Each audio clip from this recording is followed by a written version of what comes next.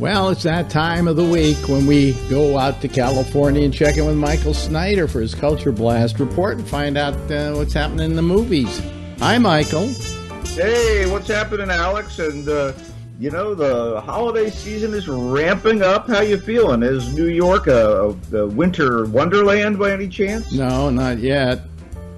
But still sparkly lights everywhere. And, since Christmas is upon us and we need to do film reviews, we might as well start with Office Christmas Party. Hollywood is going to try and catch mistletoe in a bottle, or, eggnog in a bottle, pine needles in a bottle every year with a Christmas-themed movie or two. And we already muddled through this year's African-American edition, the dramedy Almost Christmas, which I finally saw, and meh. And speaking of almost, it's almost the big day itself, and the other big Christmas movie this year is almost decent. Well, it's actually pretty slapdash stuff and only intermittently funny. Office Christmas Party is aided immeasurably by a very able cast of comic actors, including Jason Bateman, Jennifer Aniston, and more. Bateman is our hero, the IT head of a software company in Manhattan that's actually facing some problems internally because it's run by a ne'er-do-well who has inherited the company from his dad, but his sister is the CEO of the whole corporation, and she maybe is going to close down the branch. Oh, no, and it's right before Christmas. What about those bonuses? Forget about those bonuses. Anyway, Aniston is the sister. T.J. Miller from Silicon Valley is the ne'er-do-well brother. And again, Bateman is kind of the lead, but without the insanely and innately funny Kate McKinnon,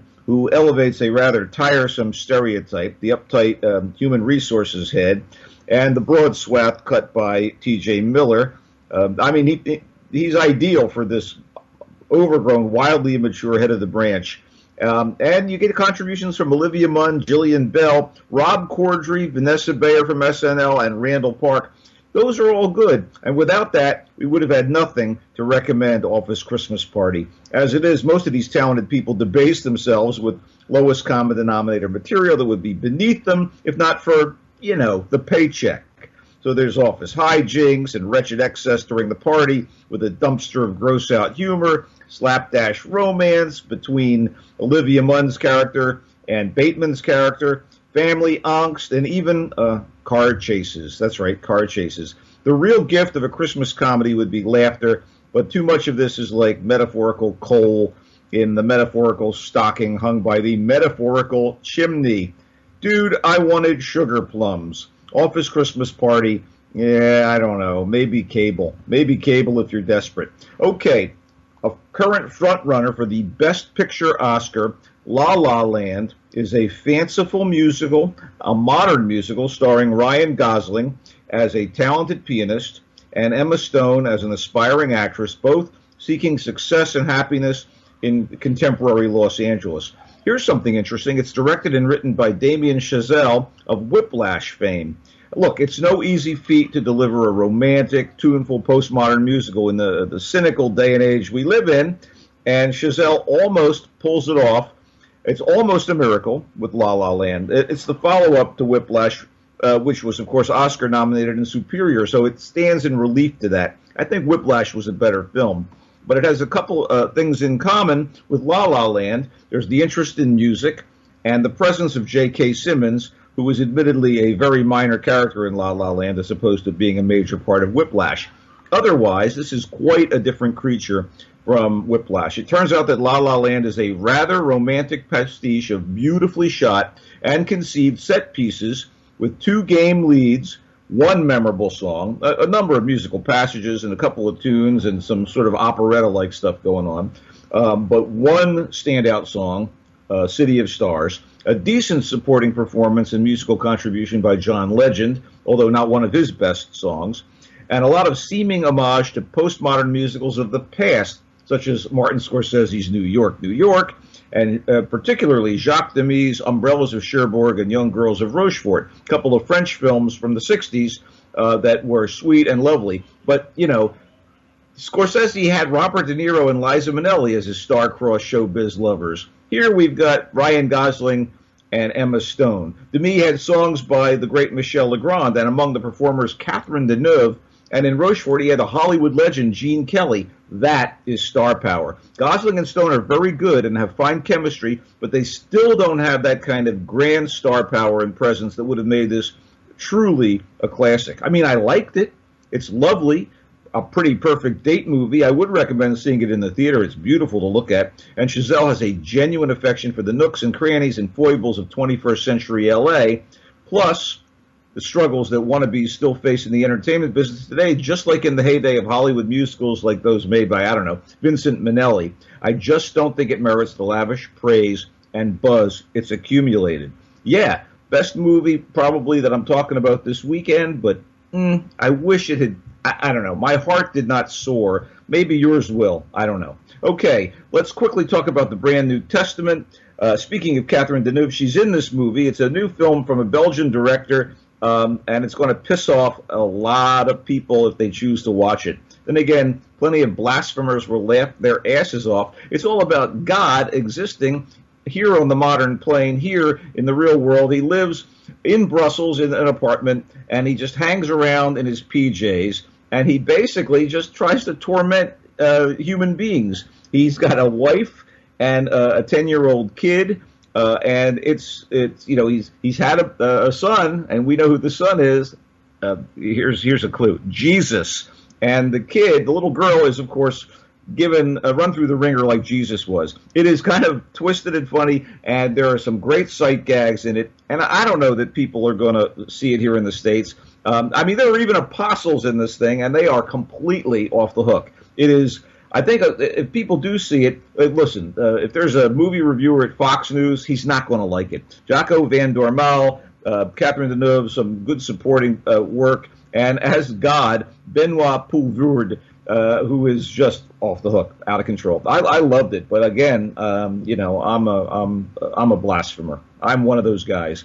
Finally, we want to mention Slash. Now, Slash is about fan fiction, and you know what slash fiction or fan fiction is? It's a genre of amateur writing that takes popular genre icons and franchises and extrapolates, inverts, or perverts the characters, putting them in hot sexual situations. So in slash fiction or fan fiction, Captain Kirk and Mr. Spock become gay lovers, or Catwoman seduces Robin, or Buffy the Vampire Slayer is involved in a menage a trois with vampires Angel and Spike. So this movie, Slash, deals with fan fiction, Comic-Cons, and sexual awakening, all the stuff that's at the heart of this wonderfully low-budget, thoroughly modern and honest indie movie that's basically about a nerdy high school freshman who writes erotic wish-fulfillment science fiction stories based on a popular superhero franchise and finds himself having a sexual awakening, and there's cute young actors in it, and it's pretty cool. It's pretty funny. The only performer you might recognize is Michael Ian Black in the cast, and writer-director Clay Lifford understands the milieu. Again, it's a little film. It's an indie film, but I thought Slash was worth seeking out. You can find it in streaming on your computer or on your Roku or wherever. You can dig it up. Maybe it's on Netflix at this point. It's out there for you to watch, and I actually enjoyed Slash a whole lot. We'll just wrap up the movie segment by saying that Miss Sloane is opening wider this weekend. It's a smart, nasty movie about a lobbyist and someone who's being brought down by the people that she has helped in the past, and has a fantastic performance by Jessica Chastain. I enjoyed Miss Sloane immensely. And also Nocturnal Animals. I didn't like it quite so well. A double-layered thriller by Tom Ford about an art gallery owner who's haunted by her ex-husband's novel. And again, this is incredibly notable by the presence of Amy Adams and, as her doppelganger, Isla Fisher, two actresses that have always struck me as almost identical looking if you squinted really hard at the camera, at the screen. Anyway, that's it for movies. What do you got, buddy? Nothing really. You're not watching anything? Come on. There must be something out there. No, the TV shows are finally coming to their hiatus period here, so there's nothing much to watch. Well, the few things are coming up. Mozart in the Jungle is out on on Amazon, and episode 6 features my apartment house. So, wonderful.